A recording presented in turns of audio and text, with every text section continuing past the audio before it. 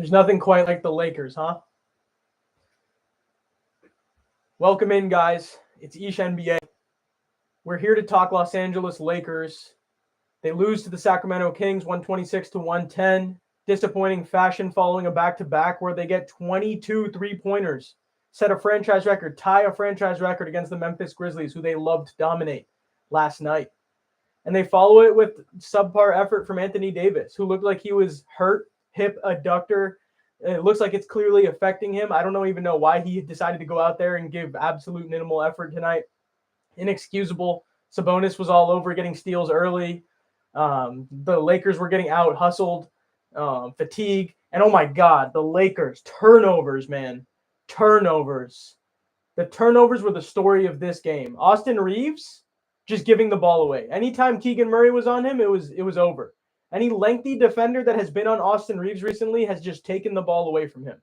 And that's tough. That's really, really tough to deal with. D'Angelo Russell is right now injury or turnover prone because the Lakers are too casual with their gameplay following this back-to-back. LeBron James even had turnovers that I was just caught like, okay, yeah, I get it. You're tired. You're fatigued. Maybe move the ball around. But then when you move the ball around, Austin Reeves is 0-5 from 3. Cam Reddish was absolutely superb tonight, just like another night. Cam Reddish has been great, except for last night, and they still keep winning. But then tonight you face the Sacramento Kings, an elite offense, and this is how you bow down? Austin Reeves defending Kevin Huerter was disgusting tonight. Every time he could, Austin Reeves was touching his hip, and Kevin Huerter was hitting a 3 or a mid-range above him. Even when the Lakers got into zone, it was working in the fourth quarter when they played that practically starting lineup together. Cam Reddish and Reeves there for TP. But the Lakers were clearly just lollygagging throughout this game. Like they didn't want to be there. But LeBron James, the oldest man on the team, every time he had an opportunity was scoring. I think he had 28, 9, and 9, if I'm not mistaken. LeBron James was excellent up until the very end, up until those turnovers. And then D'Angelo just plays so casually that I don't understand the Lakers sometimes. And then Reeves, we've talked already about Reeves. And then Rui's getting limited playing time, only shooting 4 shots in an extended period of time. The Lakers are having De'Aaron Fox just absolutely murder them. De'Aaron Fox was insane. He's forever going to be the Laker killer now. I think we can all establish that. Over the last couple of years, even ever since the Lakers drafted Lonzo, Fox has made sure to dominate the Lakers. This is ridiculous. And at the end, when the Kings were giving the Lakers a chance, 2 offensive rebounds go the Kings' way, and that 11-point lead turned into 15, and it was over. It was too little, too late. The Lakers just wanted to play at certain moments tonight and didn't want to play at all moments. It wasn't a full 48-minute game. And of course, the trade packages are going to start to show up now. People are going to start to talk Zach LaVine. People are going to start to talk Alex Caruso. I still think you should only be looking at Alex Caruso right now if you are thinking trades. It's not necessary right now until December 15th. You can't make any moves anyways. And all the moves really get done at the deadline. So you're just watching the Bulls right now. You're not really going to go make that trade immediately. But Gabe Vincent and multiple seconds, or Gabe Vincent JHS and a protected first or something like that is worth it for Alex Caruso because Fox just keeps killing you. Curry has killed you.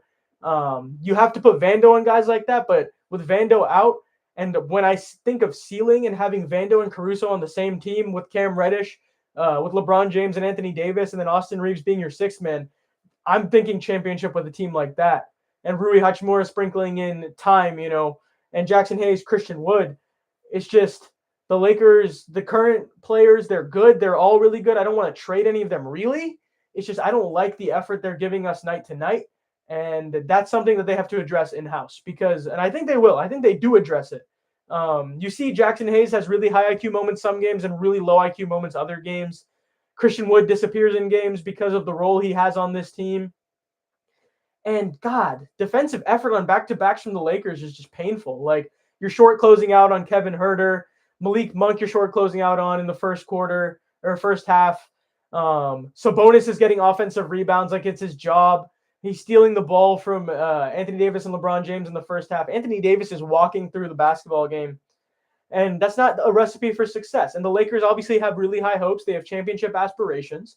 There's going to take a lot of gelling. It's very early in the season. They're 6-6 now, I believe. And that's fine. I think their long-term success for the Lakers is fine. It's just you lose a game like this because of a lot of small things, and that's really annoying to see as a fan. And of course, it's annoying for the players. There were certain players that looked like they came to play, like LeBron, D'Lo, Cam for a majority of the game, with others just like having to follow. And it's just tough when you see even the young guys come in, you follow such a high and then you're just committing turnovers. And when you are a high turnover team and you commit turnovers at a high rate, you're not going to win nothing. So the Lakers are going to have to address this against Portland on Friday. But in reality, they can beat the bad teams. They've proven that now. But how are you going to beat the good teams? What's your recipe for success? Like, you have aspirations to beat Denver. You have aspirations to beat the Warriors. You have aspirations to beat Minnesota consistently. You have aspirations to beat OKC, Sacramento consistently. And this is going to come from night to night effort. It's going to come from proper rotational decision making, proper offensive decision making. I feel like there's a bevy of ways we can go with where the certain Lakers players have been misused this season. I think even today, when Darvin Ham just keeps getting better and better as a coach, we see an experience when Rui Hachimura follows up a great performance yesterday, and today it's just not as much there. The playing time is low. Sabonis is a guy he played, at Gonzaga with, or like around at the same time, and that's a game where Rui's clearly going to be motivated for. I'm not saying there's a certain guy that you sub in for him. I just feel like there are moments where it's like, okay, we have the bench now. Let's go exclusive. Austin Reeves, Rui Hachimura pick and roll. Like, that's unstoppable for the Lakers. Why are we running so much Jackson Hayes pick and roll to the death when he can only really make one out of the next 3 decisions properly every time? And that's no disrespect to Jackson Hayes. It's just the facts. And then you get the ball to Christian Wood on catch and shoot only, but we're not running any pick and pop for Christian Wood. And when they read it, it's like the Lakers are just completely discombobulated. It feels like we could be using some of our weapons far more superior than what we do right now, because we play this very selfish style of basketball when we're tired.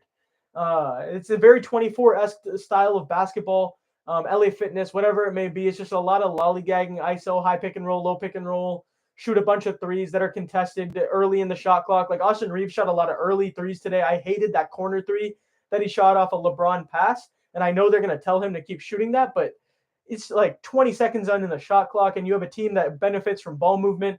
Cam Reddish was hitting everything from left corner today. He was absolutely excellent, and that's the bright spot for the Lakers right now. He is a player you feel comfortable starting for the rest of this season, and maybe until Vando's back, but also maybe with Vando, because I don't know if TP is a starter.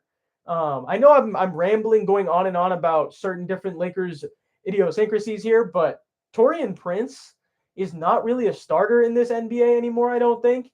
I think he's a great rotation player for the Lakers, but if we're thinking in a front office perspective, we're thinking in February deadline. February 8th is the deadline. The Lakers play Denver that day, I would like to add, on deadline day. I think you have to explore D'Lo, Taurean, Gabe moves if you're going to explore deals at all. If we're talking just purely front office perspective, like the Lakers are 6-6, they've shown signs of greatness. They've shown other signs of absolute terrible basketball. But if you're thinking about moving anybody, I think those are your clear 3 that you're going to think about moving, because D'Lo doesn't move at a pace that I think is conducive to winning. I think he's the guy that's going to ultimately become the 6th man. I think he was great today, though. There's no disrespect in D'Lo's long-term game. It's just more of what we have and what we want to fit. But his on-court and off-court fit is very underrated, so I don't want to just say, oh, ship D'Lo, which is why I'm always going to lean to more of a Gabe for Caruso deal. I would have said Gabe for Robert Williams if Robert Williams didn't have season-ending knee surgery, which was really tragic, because what a perfect guy that would be for the Lakers. Anyone around the 9 to 11 million mark, like, oh my God, if Naz Reid decided to just wait and sign with the Lakers for the mid-level, I think the Lakers would be looking fantastic right now.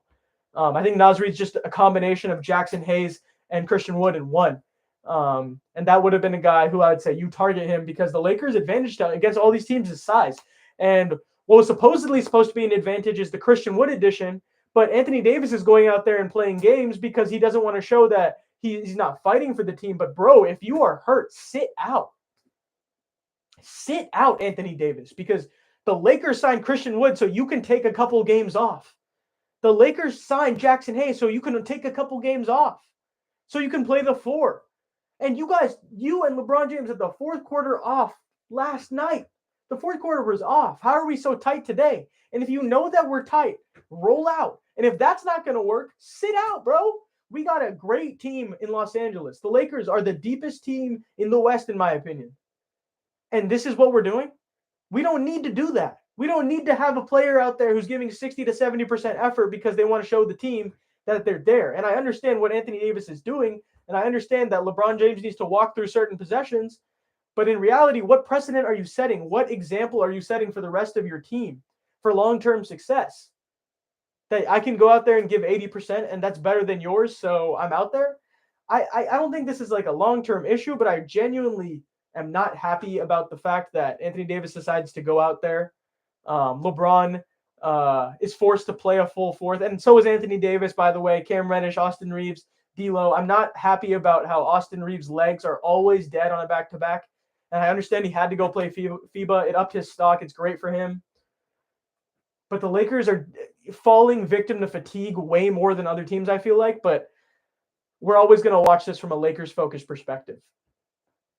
And the Lakers' fatigue is what always leads to their mistakes. Like, the Lakers are a fantastic basketball team. There's no other team I think any of us who are Lakers fans would support. There's no other team that you think, probably besides Denver, that can really put up with this team and the Warriors in the West and potential Phoenix. And if you think the Clippers are in there, absolutely not. I'm sorry.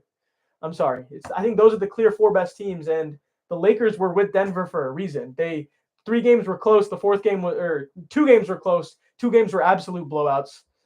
The third game was like a fake comeback, but neither here nor there. I feel like the Lakers have upped their upside, but my concern, even though they have raised their upside with Cam Reddish on the team, with Vando potentially playing at the same time, is there's too many one-dimensional players. Like, Cam Reddish is probably the only guy that's molding in both right now, like a true 3-and-D basketball player.